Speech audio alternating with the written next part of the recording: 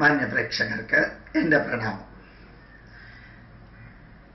അക്ബർ ചക്രവർത്തി ഭാരതം ഭരിച്ചിരുന്ന കാലത്ത് ഒരു സംഭവം നടന്നു.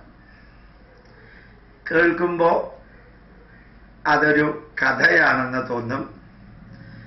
പക്ഷെ ഇത് ശരിക്കൊരു കഥയല്ല, ഇതൊരു ചരിത്രത്തിൻ്റെ ഭാഗമാണ്. ഭാരതമെമ്പാടും അക്ബർ ചക്രവർത്തി കറങ്ങി നടന്ന് യുദ്ധത്തിൽ രാജ്യങ്ങളെ തോൽപ്പിച്ച് അക്ബറുടെ മുസ്ലിം രാജ്യമായ ഭാരതത്തോട് ചേർക്കുന്ന കാലത്ത് അദ്ദേഹം എവിടെയെല്ലാം ഭാരതത്തിൽ പോയോ, അദ്ദേഹത്തിൻ്റെ മന്ത്രിമാരും സൈന്യാധിപന്മാരും പോയോ, അവിടെയെല്ലാം ജനങ്ങളെ രാമായണം വായിക്കുന്നതായിട്ട് വളരെ വ്യക്തമായിട്ട് അദ്ദേഹം കാണുകയുണ്ടായി. മറ്റേത് ഗ്രന്ഥങ്ങൾ വായിക്കുന്നതിനേക്കാളും അവിടെയുള്ള ഹിന്ദുക്കളെ സ്വാധീനിച്ചത് രാമായണമാണെന്ന് മനസ്സിലാക്കിയ അക്ബർ ചക്രവർത്തി അദ്ദേഹത്തിനെ കുറിച്ചൊരു രാമായണം എഴുതണമെന്ന് തീരുമാനിച്ചു. അതിന് അദ്ദേഹം തന്നെ കൊടുത്ത പേരാണ് അക്ബറായണം എന്ന്. അക്ബറായണം എന്നൊരു ഗ്രന്ഥം എഴുതണമെന്ന് തീരുമാനിച്ചു. എൻ്റെ ഹിന്ദു മന്ത്രിമാരെ വിളിച്ച് ചോദിച്ചു എങ്ങനെയാണ് ഇത് എഴുതിക്കേണ്ടത് എന്ന്. ഹിന്ദുക്കളായ 1-2 പേര് മന്ത്രിസഭയിൽ ഉള്ളത് കൊണ്ട് അവർ പറഞ്ഞു, നല്ല രീതിയിൽ സംസ്കൃതം അറിയാവുന്നവരെ വിളിച്ചു വരുത്തി അവർ ചോദിക്കുന്ന വിധത്തിലുള്ള ദക്ഷിണയും പുരസ്കാരങ്ങളും താമസിക്കാനുള്ള സൗകര്യവും കൊടുത്ത് അവർക്ക് കുറേ കാലം കൊടുത്താലേ ഈ 10-24,000 ശ്ലോകങ്ങളുള്ള അക്ബറായണം എന്ന രാമായണം പോലെ അതേപോലെയുള്ള ഒരു ഗ്രന്ഥമാണെങ്കിൽ എഴുതേണ്ടി വരിക. നല്ല സൗകര്യങ്ങൾ ചെയ്തു കൊടുക്കണം. മാത്രമല്ല അങ്ങയുടെ ചരിത്രം മുഴുവൻ അവരറിയണം. ആ ചരിത്രം മുഴുവനും പഠിച്ചതിന് ശേഷമേ അതിനെ അക്ബറായണമാക്കാൻ പറ്റുള്ളൂ. രാമനുമായി ബന്ധപ്പെട്ടുള്ളവരുടെ ചരിത്രം മുഴുവനും പഠിച്ചിട്ടാണ്, അറിഞ്ഞിട്ടാണ് വാൽമീകി മഹർഷി അത് എഴുതിയത്. അതുപോലെ ആയിരിക്കണം അങ്ങയെക്കുറിച്ചുള്ള എല്ലാ അറിവുകളും. ഇപ്പോൾ അക്ബർ തൻ്റെ കൂട്ടത്തിലുള്ളവരോട് തന്നെക്കുറിച്ചുള്ള എല്ലാ വിവരണങ്ങളും എഴുതി ബയോഗ്രഫി പോലെ എഴുതി കൊടുക്കാൻ പറഞ്ഞു. കുറെ സംസ്കൃത പണ്ഡിതരെ വിളിച്ചു. അവരോട് പറഞ്ഞു ഇങ്ങനെ എന്നെക്കുറിച്ച് സംസ്കൃതത്തിൽ അക്ബറായണം എഴുതണം. അവര് അങ്ങോട്ടും ഇങ്ങോട്ടും നോക്കി അത്ഭുതത്തോടുകൂടി രാമായണം എന്ന ഗ്രന്ഥം രാമനെ കുറിച്ചല്ലാതെ തത്തുല്യമായിട്ടുള്ള ഒരു ഗ്രന്ഥം ലോകത്തിലെ മറ്റാരെങ്കിലും കുറിച്ച് എഴുതാൻ പറ്റുമോ എന്നായിരുന്നു എന്ന് തോന്നുന്നു. ഇവരങ്ങോട്ടും ഇങ്ങോട്ടും ചിരിച്ചുകൊണ്ടോ ചിരിക്കാതെയോ ഉള്ളിൽ പുച്ഛത്തോടു കൂടിയോ പുറത്ത് ബഹുമാനത്തോടു കൂടിയോ അങ്ങോട്ടും ഇങ്ങോട്ടും നോക്കിയത്. ഏതായാലും അക്ബറുടെ നിർദ്ദേശം പാലിച്ചില്ലെങ്കിൽ ഉണ്ടാകാൻ സാധ്യതയുള്ള കോൺസിക്വൻസുകൾ അറിയാവുന്നവരെ പറഞ്ഞു, ഏതായാലും ഇങ്ങനെയുള്ള ഗ്രാമത്തിലും പട്ടണത്തിലും ഇരുന്ന് രാമായണം എഴുതാൻ പറ്റില്ല.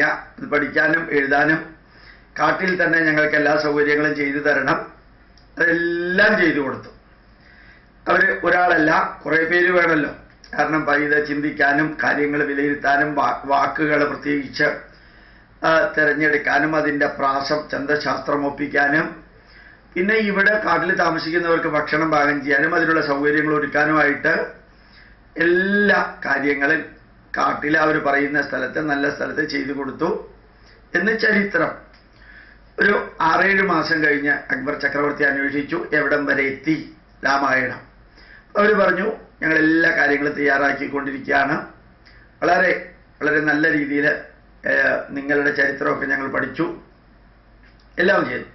കുറച്ച് കഴിഞ്ഞിട്ടും ഒരു 6 മാസവും 7 മാസവും കൂടി കഴിഞ്ഞിട്ടും വീണ്ടും അന്വേഷിച്ചപ്പോൾ പറഞ്ഞു ഏതാണ്ട് 3/4 ഭാഗത്തോളം നമ്മൾ എഴുതി, ഏതാണ്ട് പകുതി കഴിഞ്ഞു, പകുതി കഴിയുന്ന ലെവലിലെത്തി എന്ന് പറഞ്ഞു. കുറച്ചുകൂടി കഴിഞ്ഞ് അന്വേഷിച്ചപ്പോൾ പറഞ്ഞു ഞങ്ങൾക്ക് ഈ ഒരു സംശയമല്ല. ഇപ്പൊ ശ്രീരാമന്റെ ഭാര്യ സീതയെ രാവണൻ അപഹരിച്ചുകൊണ്ട് പോയി. ഈ അക്ബറിന്റെ ഭാര്യയെ ആരപഹരിച്ചുകൊണ്ട് പോയി എന്നാണ് എഴുതേണ്ടത്. അതിൽ ഞങ്ങൾക്ക് വലിയ ഒരു സംശയം വന്നു. എല്ലാവർക്കും അഭിപ്രായ വ്യത്യാസം. ഈ അക്ബറിന്റെ ഭാര്യയെ ആരപഹരിച്ചുകൊണ്ട് പോയി എന്ന് എഴുതണം. അതിൻ്റെ തീരുമാനം അങ്ങക്ക് വിടുന്നു. അദ്ദേഹം എന്ത് ചെയ്തു? അദ്ദേഹം ബീർബൽ ഉൾപ്പെടെ തൻ്റെ മന്ത്രിമാരെ എല്ലാവരെയും വിളിച്ചു ചോദിച്ചു, അപ്പൊ ഭൂരിഭാഗം മന്ത്രിമാരും പറഞ്ഞു, ഇത്രയും വീരശൂര പരാക്രമിയും ശത്രുവിനെ വിറപ്പിക്കുന്നവനുമായിട്ടുള്ള അക്ബറിന്റെ ഭാര്യയെ ആരെങ്കിലും കട്ടുകൊണ്ടുപോയി എന്ന് പറഞ്ഞിട്ട് ഒരു പുസ്തകത്തിൽ എഴുതിയാൽ അത് ഭാവിയിൽ വലിയ അപകടം ഉണ്ടാവും. അത് കാരണം ആ ഭാഗം എന്ത് വേണം എന്ന് നല്ലോണം ആലോചിക്കണം. കുറേ കഴിഞ്ഞപ്പോ കുറേ ദിവസത്തെ ചർച്ചയ്ക്ക് ശേഷം അക്ബർ ഈ സംസ്കൃത പണ്ഡിതന്മാരെ വിളിച്ചു പറഞ്ഞു, നിങ്ങൾ അങ്ങനെ ഒരു രാമായണം എന്നെക്കുറിച്ച് എഴുതണ്ട, തൽക്കാലം എഴുതിയെടുത്തോളം മതി, എഴുതണ്ട പറഞ്ഞു. തിരിച്ച് ഇവര് മറുപടി കൊടുത്തു, ഞങ്ങൾ ഇത്രയും കാലം 1.5-2 വർഷം ഈ കാട്ടിൽ സുഖമായിട്ട് ജീവിക്കായിരുന്നു, നിങ്ങളെക്കുറിച്ച് യാതൊന്നും ഞങ്ങൾ എഴുതിയിട്ടില്ല, നിങ്ങളുടെ ചരിത്രവും ഞങ്ങൾ പഠിച്ചില്ല. കാരണം രാമായണം രാമനെ കുറിച്ചല്ലാതെ വേറൊരാളെ കുറിച്ച് എഴുതിയാൽ ഈ ലോകത്തില് ഗുണത്തെക്കാളേറെ ദോഷമായിരിക്കും ഉണ്ടായിരിക്കുക എന്നുള്ളത് കൊണ്ട് ഈ ഒരു പോയിന്റിൽ വരുമ്പോൾ നിങ്ങൾ തന്നെ രാമായണം എഴുതണ്ട എന്ന് പറയുമെന്നറിയാവുന്നത് കൊണ്ട് ഞങ്ങൾ എഴുതുകയോ എഴുതാൻ വേണ്ടിയിട്ട് എന്തെങ്കിലും ചെയ്യുകയോ ചെയ്തിട്ടില്ല. ഞങ്ങളിവിടെ സുഖമായിട്ട് 1.5-2 വർഷത്തോളം ജീവിക്കാൻ വേണ്ടി എല്ലാ നടപടികളും ചെയ്തു തന്നതിന് നന്ദിയുണ്ട് എന്നും പറഞ്ഞത് അവസാനിപ്പിച്ചു എന്ന്. ഇതൊരു ചരിത്രത്തിന്റെ ഭാഗം ഏകദേശം ഒരു കഥാരൂപത്തിൽ ഞാൻ പറഞ്ഞു. നമ്മൾക്ക് പറ്റാത്തത്, നമുക്കറിയാത്തത്, നമ്മൾ ആകാൻ ശ്രമിച്ചാലും ആകാൻ പറ്റാത്ത കുറേ കാര്യങ്ങൾ ഈ ലോകത്തിലുണ്ട്.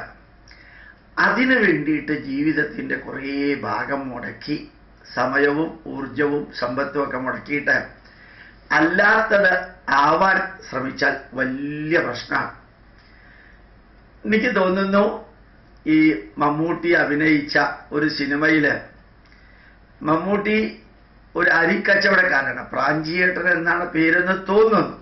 പ്രാഞ്ചിയേട്ടൻ അദ്ദേഹം കുറെ പൈസയുള്ള ആളാണ്, വലിയ വിദ്യാഭ്യാസവും ഇല്ല, എന്നാലും നേതാവാവണം, സമൂഹത്തിൽ വലിയ ഒരാളാവണം എന്നെല്ലാമുള്ള ആഗ്രഹത്തിൽ കുറേ പേർക്ക് പൈസ കൊടുത്ത് സ്റ്റേജിൽ കയറിയിരിക്കുകയും പലരുടെ അടുത്ത് സംസാരിക്കുകയും ചിലപ്പോൾ ഇംഗ്ലീഷൊക്കെ സംസാരിക്കാൻ ശ്രമിക്കുകയൊക്കെ ചെയ്തൊരു സിനിമയുണ്ട്.